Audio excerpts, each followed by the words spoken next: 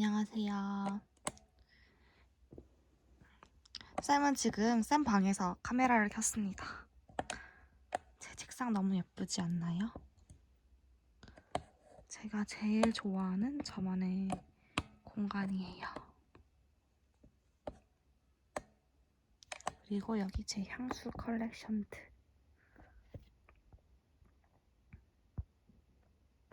자, 이제 수업으로 들어갈게요. 책 피자 얘들아.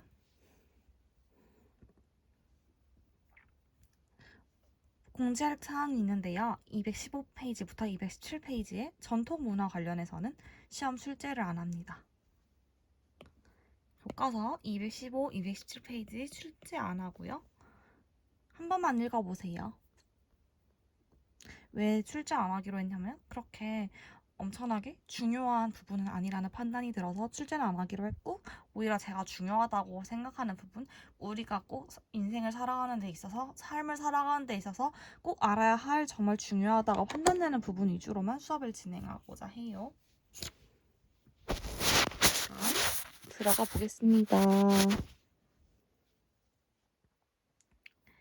이번 수업 시간에는 페이지 219페이지에 문화 상대주의와 보편윤리 해볼게요.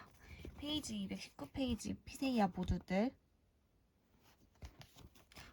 그럼 자문화 중심주의는 왜 바람직하지 않는가에 대해서 수업을 해보도록 하겠습니다.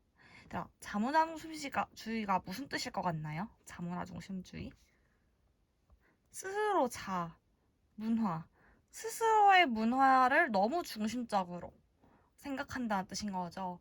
자기중심적이라는 단어를 들어본 적 있나요? 네, 그런 것처럼 자기 중심적이다처럼 자문화 중심주의란 내 문화 중심적으로 내 문화를 우선으로 생각하고 판단하고 사고하는 것을 뜻해요. 한마디로 즉 자기 문화에 대한 과한 부심을 얘기하고 있습니다. 자신의 문화는 우월하고 나만 맞고 나만 옳고 다른 문화는 다 틀리고 다른 문화는 열등하고 내가 제일 우월해, 내가 제일 잘났어, 이런 것들을 뜻해요. 결국 이러한 자문화 중심주의는 다른 사회의 문화를 배척하는 것으로 나아가게 됩니다. 이해되셨나요? 사실 근데 이런 것이 건강할까요? 자문화 중심주의가 왜 건강하지 않는지 사례를 통해서 살펴보고자 합니다.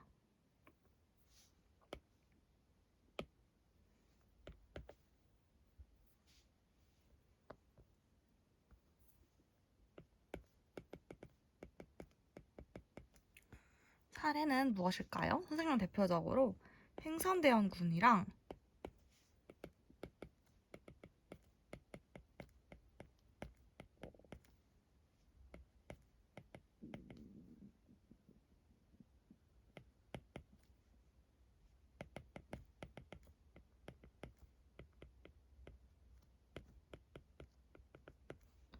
흥성대원군 이항을의 세극정쟁과 그리고 오리엔탈리즘을 예시로 들고 싶어요.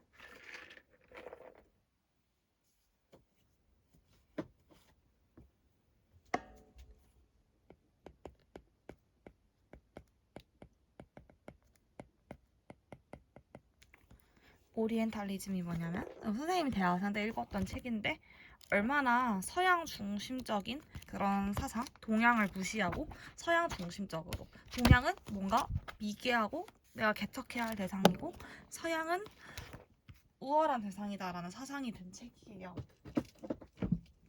하나씩 살펴보도록 할게요.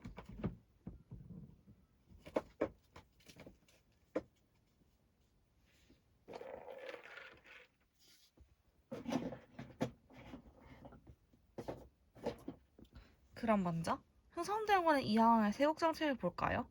흥선대원군은 많은 실학자들 그리고 많은 개화파들이 개혁 개방을 하여서 외국 서양의 그런 우수한 문물들을 빨리 받아들여서 나라를 건설하자, 나라를 재건하자라고 하였지만 끝까지 세국정책을 취했어요. 결국 이는 국수주의로 이어졌죠. 국수주의란 다른 민족이나 국가의 문화를 여기 교과서에 나와 있다시피 열등하다고 여겨서 자기 민족이나 국가의 문화만 고수하려는 태도를 뜻해요. 즉, 국수주의도 결국 자문화 중심주의의 일부뿐이에요.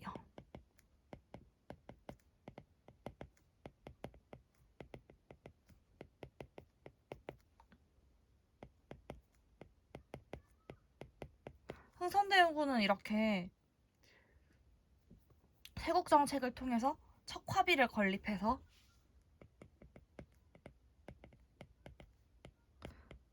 외국의 문물을 수용하는 것을 거부했어요.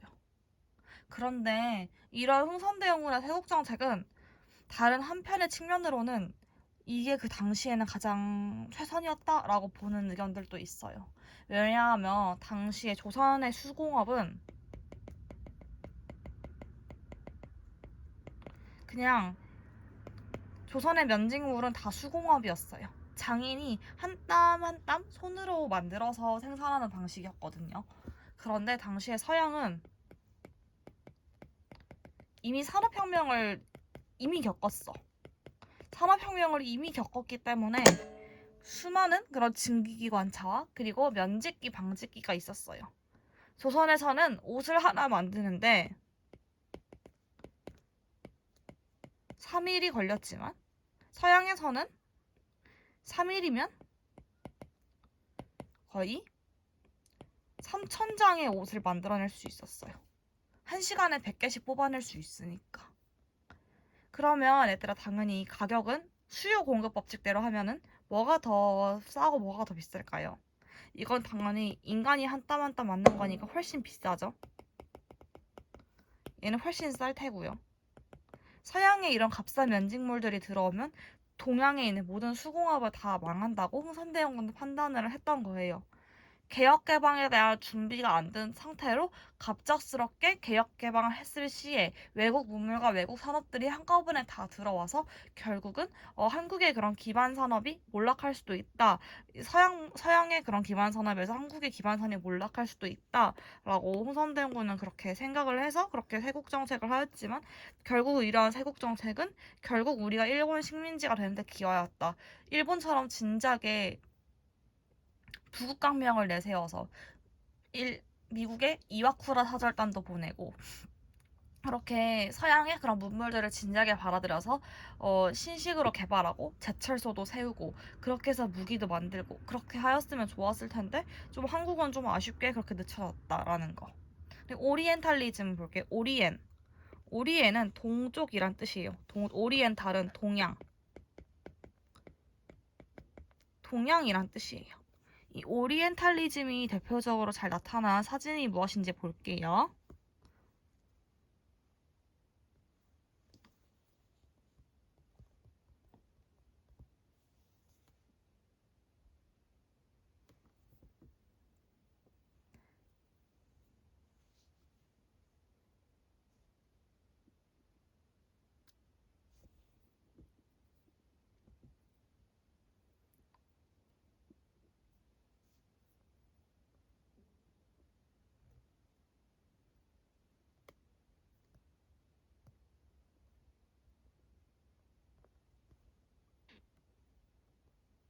잠시만요.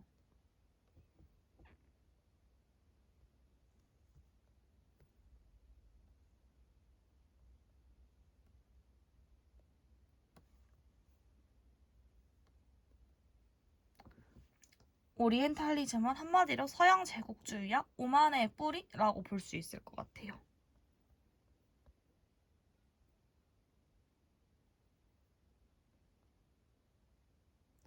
이 그림 혹시 아시나요?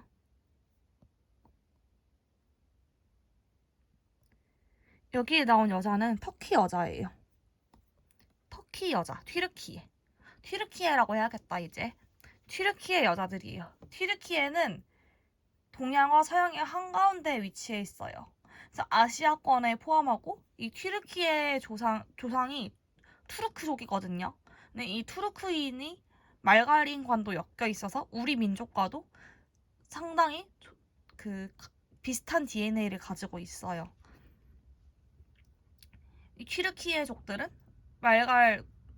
말갈족 그리고 유목민족, 흉노족의 일환이고 신라도 이러한 그런 기마민족, 훈족, 흉노족이 신라 김씨가 흉노적이었다는 이야기도 있고 그 서흉노가 아니 동흉노가 동쪽 흉노가 신라에 와서 김씨가 되었다라는 그런 학설도 있거든요. 이게 옛날에는 좀 검증되지 않는 이상한 그런 책에 나왔던 이상한 역사서에 나왔던 그런 책인데 요즘은 점차 이렇게 신라 문명과 이런 터키 그리고 터키, 우즈베키스탄 그리고 카자흐스탄 이런 황금 문화 이런 중앙아시아 쪽 문화와 우리 문화가 연관이 깊다라는 게 점차 되고 있는데 아무튼 여기 여성은 그래도 튀르키예고 동양 여성이다. 근데 이렇게 발가벗겨놓은 이유가 그거예요.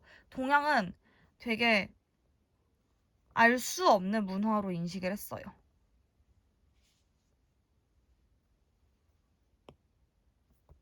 동양은 무언가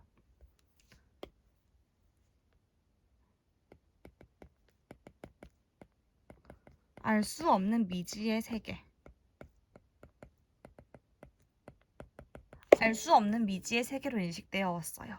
그렇기 때문에 이렇게 벗겨서라도 탐구해야 한다고 보았어요.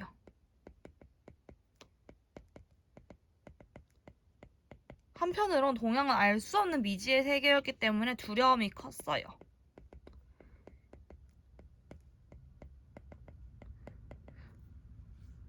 서양 입장에서는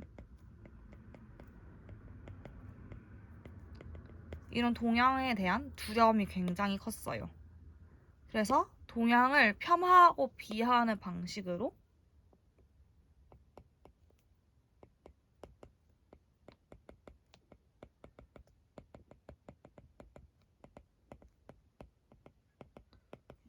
비하하는 그런 학설을 만들어내었어요. 동양을 어떻게 폄하하고 비하했냐면 사실 이 동양이란 말 자체부터가 좀 굉장히 서양 중심적이에요. 왜냐하면 해가 뜨는 곳, 해가 뜨는 방향 동양, 동방이라는데 해가 지는 서방은 그런 서양이라고 하거든요. 동양도 이게 서양인들이 붙인 용어예요. 해가 뜨는 곳이다.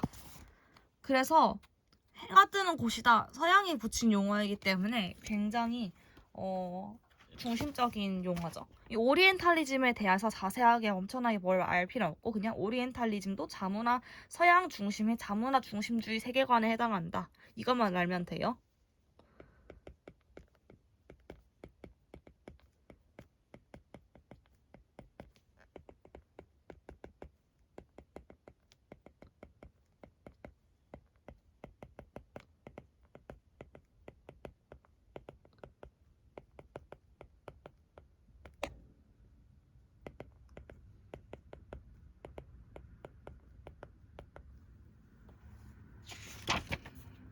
한마디로 즉 서양인에게 동양은 지적 문화적 탐구의 대상이기도 했지만 식민지 지배와 착취의 대상이기도 했다라는 거. 그리고 동양에 대한 서양의 태도에 이렇게 뿌리 깊은 양면성, 즉 동양은 무언가 내 두려움의 대상이라고 보면서도 한편으로는 이렇게 식민지 지배와 착취의 대상으로 보기도 했다는 거예요.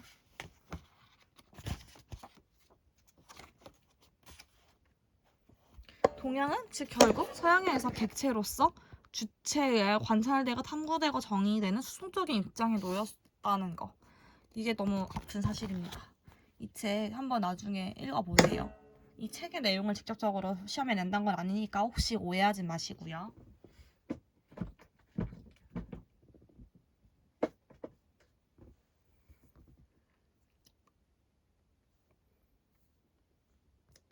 결국 자문화 중심주의는 다른 사회 문을 배척하는 데 이르러서 더 나아가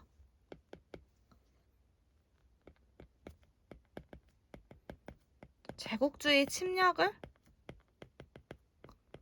정당화하기도 해요.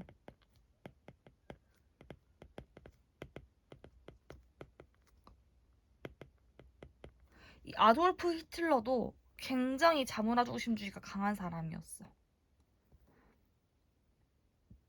전에 아돌프 히틀러도 그런 문화에 대한 혼성성을 인정하지 않고 진정성만을 봤던 사람이라고 전에 수업 시간에 얘기했던 거 기억나요?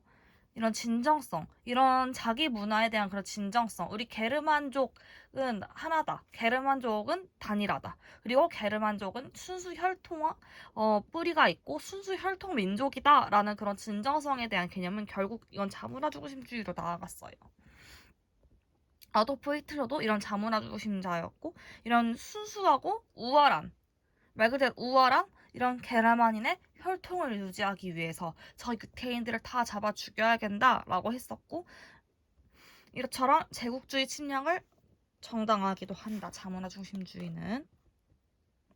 교과서에 나온 그림을 한번 볼까요? 얘들아, 근데 이거 이렇게 영상 찍는 것도 되게 재밌는 것 같아. 뭔가 판서 수업만 하거나 그 학습지를 PDF로 만들어서 학습지 PDF로 그 빔 프로젝터에 띄워서 학습지 화면을 확대해서 하는 수업도 되게 좋았는데, 뭔가 이렇게 영상으로 만드니까 내 집에 있는, 우리 집에 책이 되게 많거든. 우리 집에 있는 책 내용들도 이렇게 보여줄 수 있고 그림도 막 보여줄 수 있고, 아이패드를 애초에 이렇게 놓고 하는 거니까 아이패드로 검색해가지고 딱 이런 그림도 퍼오고, 뭔가 이것도 재밌는 것 같아.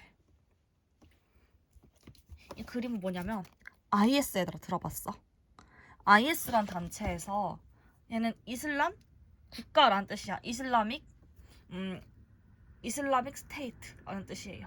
마치 모든 것을 다 이슬람의 교리대로 움직여야 되는 거야.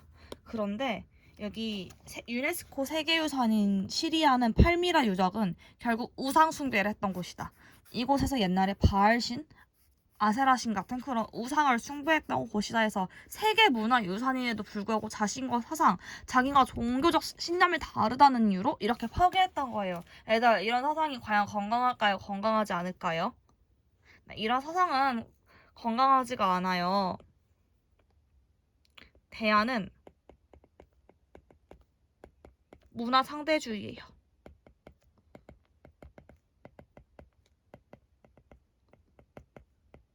결국 대안은, 가장 현명한 대안은 문화 상대주의예요.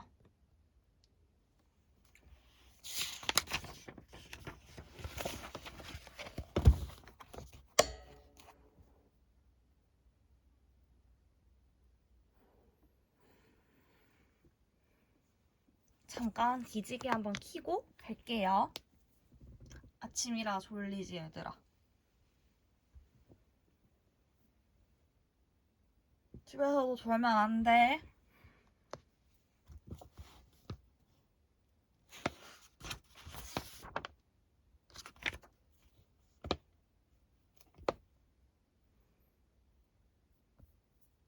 문화 상대주의로 결국은 지향해야 된다.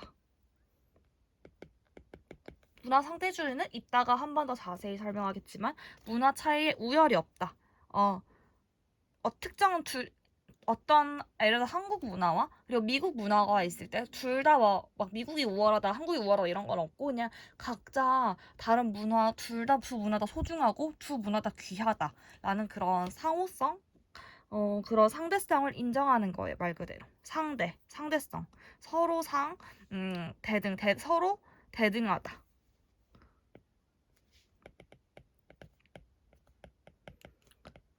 서로 하다라는 상대성을 인정하는 거예요.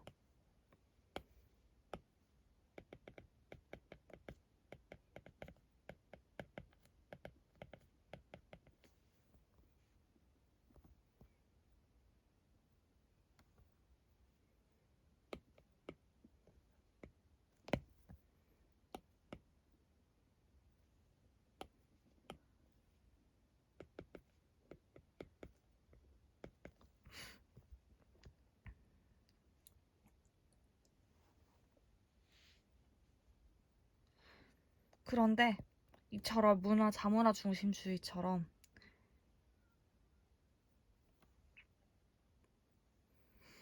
마치 문화의 우열을 놔두는 또 건강하지 않는 담론이 있어요.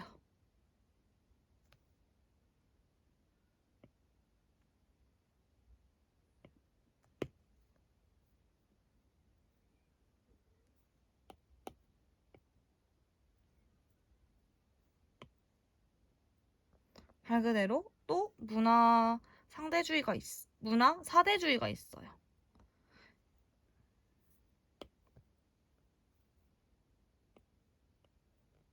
잠시만요. 다시 번호를 마킹해야겠다.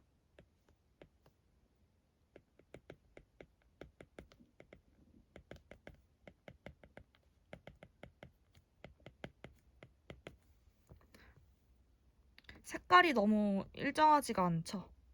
색깔 통일을 한번 해볼게요.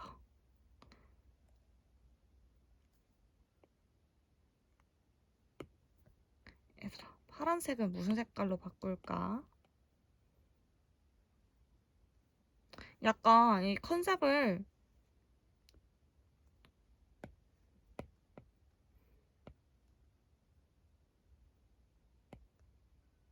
초록초록으로 다 해볼까 지금 생각 중이야.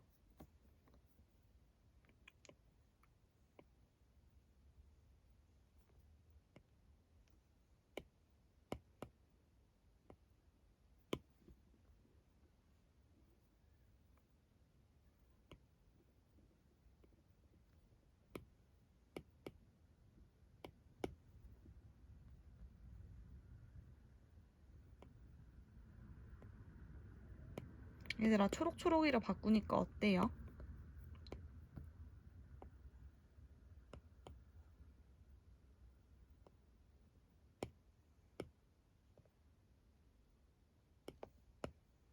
아이패드가 이래서 편해. 이렇게 색깔 맘대로 바꿀 수 있으니까.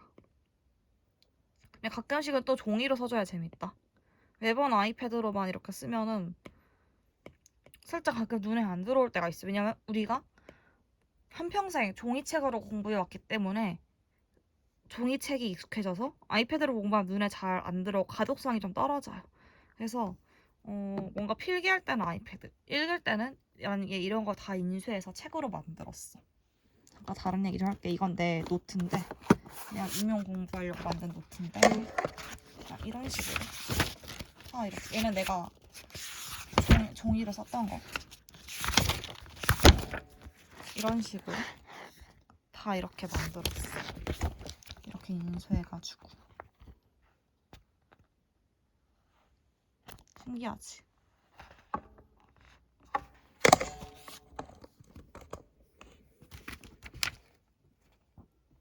그냥 이런 식으로. 얘는 무슨 내용이냐면 그냥 얘가 동탄 같은 곳이야. 동탄처럼 이제 서울시로부터 아예 독립돼서 여기에 동탄에 삼성전자도 있고 대기업들이 많잖아.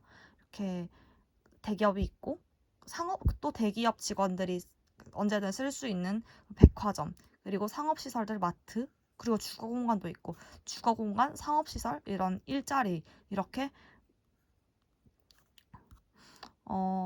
아예 서울시로부터 아예 독립된 거, 그런 독립돼서 아예 그런 자급자족적 형태를 띠는 이런 신도시들을 엣지시티라고 한다라는 그런 내용이야. 에드워드 게류라는 사람이 한 거고.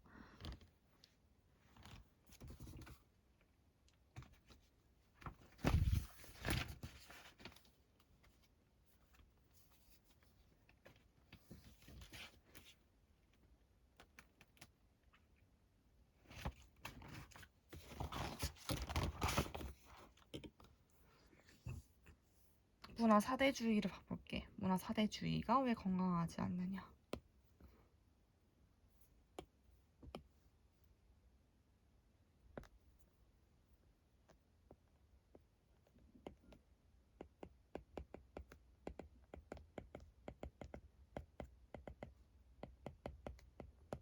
문화 사대주의 봐볼게요. 문화 사대주의란 똑같이 자문화 중심처럼 문화 차이를 우열 관계로 인식하는 태도다라고 되어 있어요.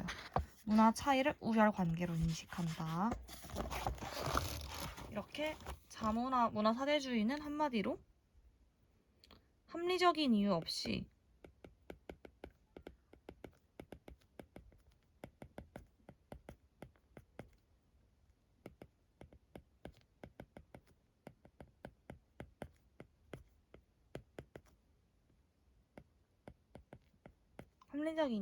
다른 사회 문화가 우월하다고 믿고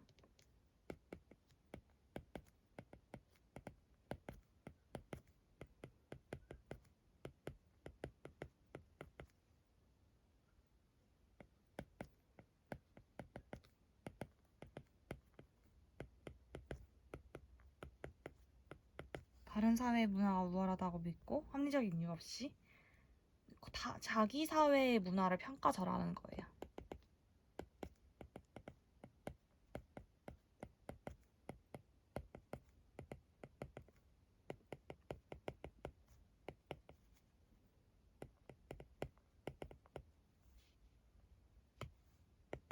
대표적인 게 선생님은 헬조선 담론이 이에 해당한다고 생각해요.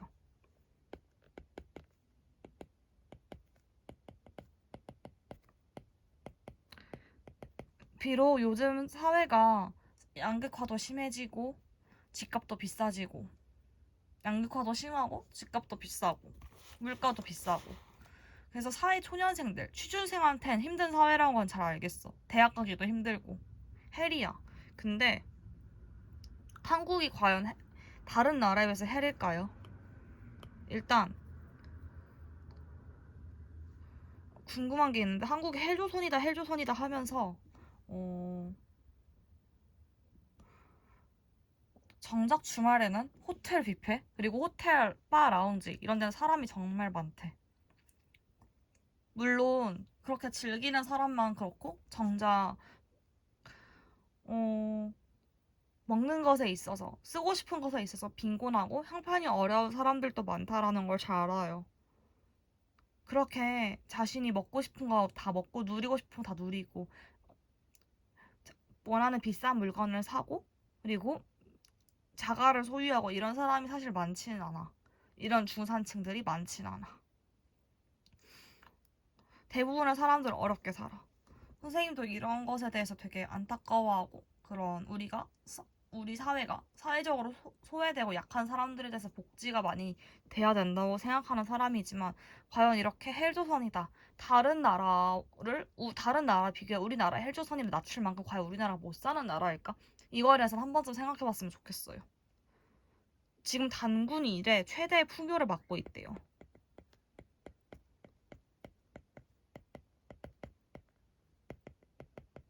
집값이야 좀 비싸졌지만 다시 많이 비싸서 힘들지만 그래도 의료보험이 잘 돼 있고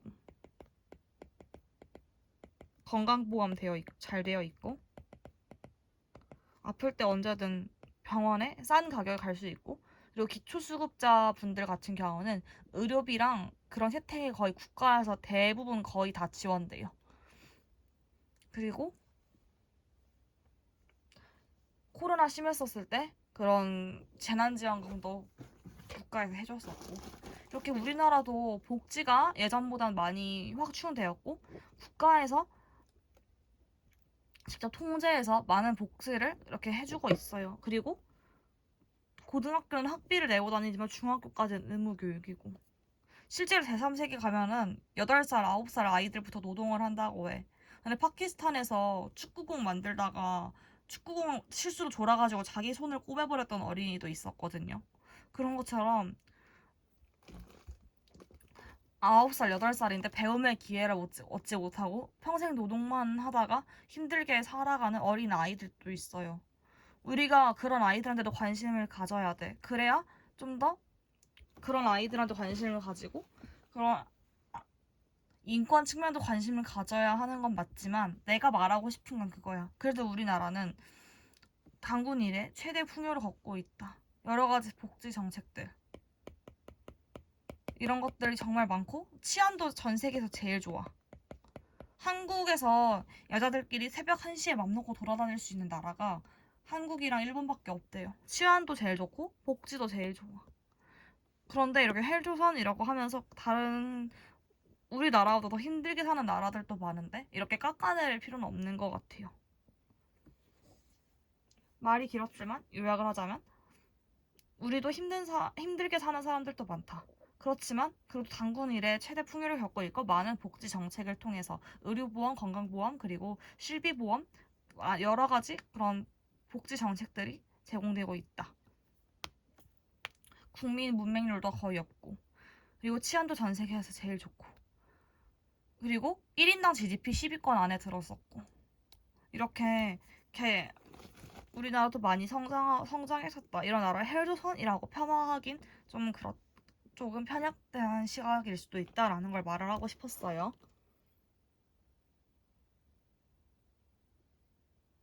결국 이렇게 미국 문화가 최고야. 미국 것이 최고. 우리 것은 썩었어. 미국 것이 최고. 이렇게 하다가 결국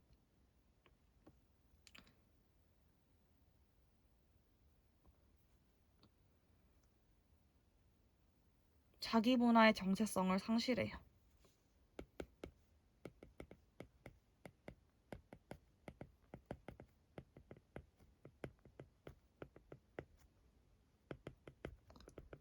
이런 사례가 옛날 고지도에도 표현되어 있어요.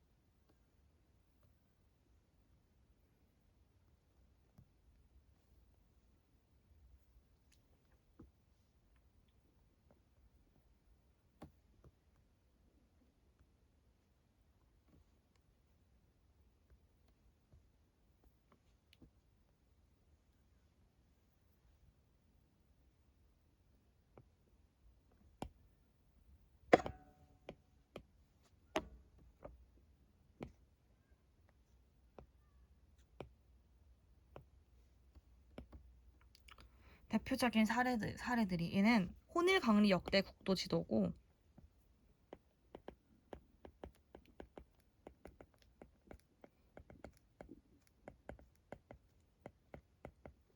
얘는 천화도 지도예요.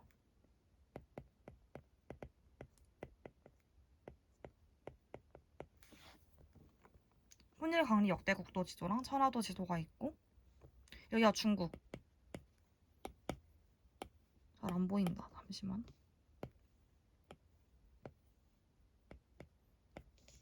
여기가 중국. 여기도 중국.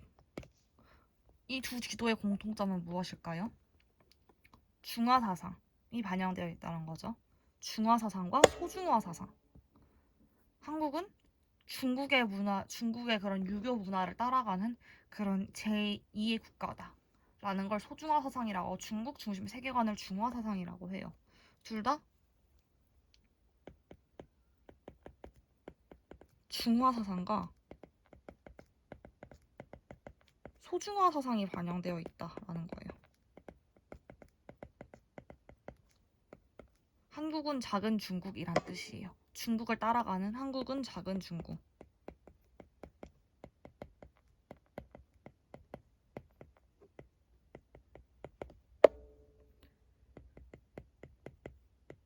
지금에야 우리가 중국을 별로 좋게 보지 않고 중국을 무시하지만 예전에 우리 민족이 중국에 대해서 쓴 글들을 보면은 중국인들은 예의가 바르고 착하다. 굉장히 도덕적이다라고 되어 있어요. 내 생각엔 그렇게 예의 바르고 똑똑하고 그런 예의 바르고 똑똑한 인텔리 계층들이 다 대만으로 도망갔던 것 같아. 모택동이 정권을 잡았을 때. 모택동이 공산주의자잖아. 이 모택동 공산주의자들은 안 죽으려고 모택동에 중국에 있는 유교 경전들, 유교 유물들을 다 파괴했거든. 왜냐면 공산주의는 종교를 인정하지 않으니까 인민의 아편이라고 해서. 그래서 모든 걸 다 파괴했거든. 공산주의는 종교를 싫어하기 때문에. 그때 지식인들도 많이 죽이려고 했었어. 이때 진짜 중국이 어느 정도로 망가졌냐면 제자가 스승을 발로 밟아서 죽이고 그 정도의 막장 개판 5분자 막장이었었거든.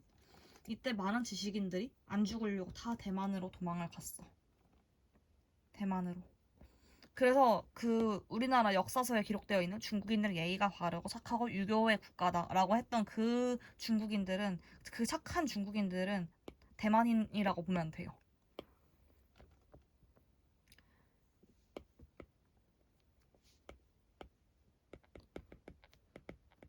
중국이 지금에야 예의가 없고 무례하고 천민자본주의, 돈만 많으면 짱이야. 돈만 있으면 다 돼. 돈이 최고. 돈만 많으면 예의가 무슨 상관이야. 돈만 많으면 돼. 이런 천민자본주의가 판을 치는 곳이지만 그래도 예전엔 되게 예의 바르고 유교의 국가였다. 그렇기 때문에 우리가 본받을 만하고 되게 좋은 나라였던 건 맞아요. 마치 우리가 미국을 봤을 때 좋은 나라라고 여기잖아요. 그런 것처럼 되게 좋은 나라였던 건 맞아. 그런데 너무 과한 중화 사상이 있었다. 중국을 떡하니 한가운데 그렸다는 것 자체가 중화 사상이란 거겠, 이 반영했던 거겠죠. 소중화 사상. 한국은 중국을 따라가는 작은 나라다. 이런 소중화 사상이 들어있었다라는 거. 이런 또 문화 사대주의의 사례로 볼 수 있다. 이런 사대주의는 자문화의 정체성을 상실하게 된다. 이거의 대안은 결국 문화 상대주의예요.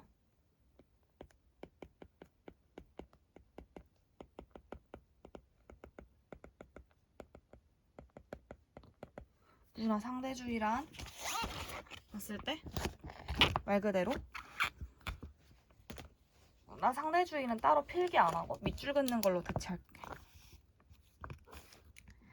이러한 문제를 방지하기 위해서 필요한 태도가 문화 상대주의다. 문화 차이를 유구할 관계를 인식하는 태도는 건강하지 않는다. 그래서 문화 상대주의는 다른 나라의 문화를 그 사회 입장에서 이해하려는 태도예요. 예전에 빠니보틀이 인도 갔을 때 인도 상인이 빠니보틀의 목젖을 딱 집었어. 목을 만졌어. 이게 한국에서는 상대의 목을 만지는 게 굉장히 무례한 행위인데 인도에서는 상대의 목을 만지는 것이 상대를 존중하고 내가 상대와의 약속을 꼭 지키겠다라는 그런 신용에 대한 그런 표현이에요. 상대방을 존중하는 표현인 거거든. 스파니보틀이 이것을 보고 아, 이 사람은 나를 존중하는구나. 아, 이 사람은 웃으면서 이렇게 만진 것을 봤을 때 또 인도 문화가 상대의 목을 만진다는 것은 목젖을 만진다는 것은 약속을 꼭 지키겠다라는 그런 암묵적인 표현이 있기 때문에 이 사람도 나와의 약속을 지키려고 그렇게 그런 행동을 한 것이구나 라고 빠니보틀이 이해하고 인정했었거든요. 이러한 태도가 문화 상대주의이다. 다른 사회 문화를 그 사회 입장에서 한마디로 내 중심으로 내가 보는 시야로 남을 보는 것이 아니라 남이 보는 시야로 내가 어떨지 남의 생각에 타인의 생각에 온전히 공감하고 수용하는 것을 뜻해요. 온전한 공감과 수용. 온전한 공감과 수용. 잘 보이나요?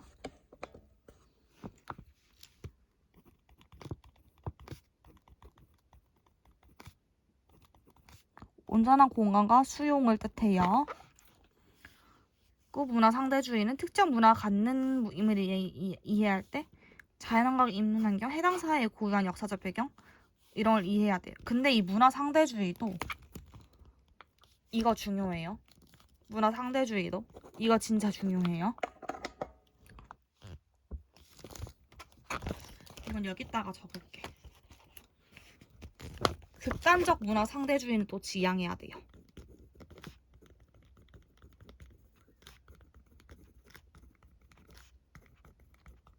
그리고 온건한 문화 상대주의만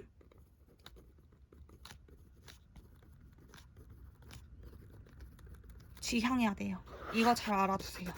극단적 문화 상대주의는 지향하고 온건한 문화 상대주의만 지향해야 된다.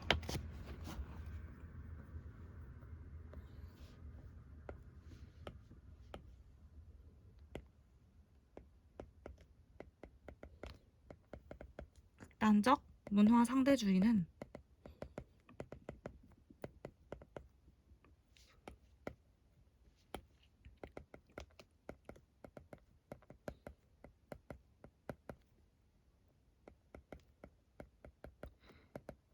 지향한다는 거 따르지 않는다는 뜻이에요.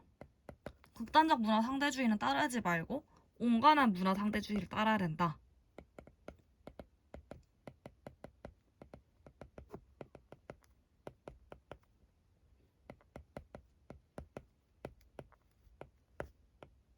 온건한 문화 상대주의를 따르자.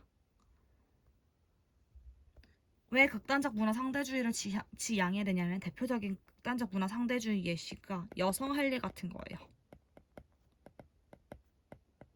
그 아프리카 북부 예를 들어서 차드나 막 이집트 같은 곳 그런 데서는 그런 이슬람교를 믿는 지역에서는 여성의 순결에 되게 집착을 해요. 그래서 여성이 첫 생리를 할 때 하기 전쯤에 여성 할례를 시행해서 결혼 전에 다른 남자와 성관계를 못하게 막아버리는 거지. 이거는 너희들이 찾아봐. 내가 입으로 담기에 너무 끔찍한 얘기여서 한번 찾아보세요. 이렇게 여성의 인권을 완전히 무시하고 여성의 권리, 인권, 존엄성을 완전히 무시하는 행위다. 근데 우리가 봤을 때 이렇게 인권과 존엄성을 무시하는 행위도 이거는 이슬람교만의 그런 문화야. 그럴 수 있어. 라는 태도. 한마디로 그럴 수 있어 라는 태도가 도덕적 해이를 야기할 수도 있는 거예요. 그럼 그럴 수 있지. 좋은 게 좋은 거지. 라는 태도가 도덕적 해이도 무시하고 방관할 수 있다는 거예요. 그렇기 때문에 온건한 문화 상대주의. 즉, 온건한 문화 상대주의란 도덕적 보편윤리도 보편윤리를 기반으로 한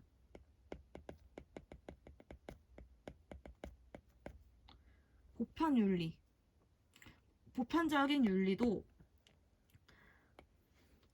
따르는 그 온건한 문화 상대주의를 따라야 된다라는 그런 이야기예요. 오늘 수업 여기까지 할게요. 고생하셨습니다.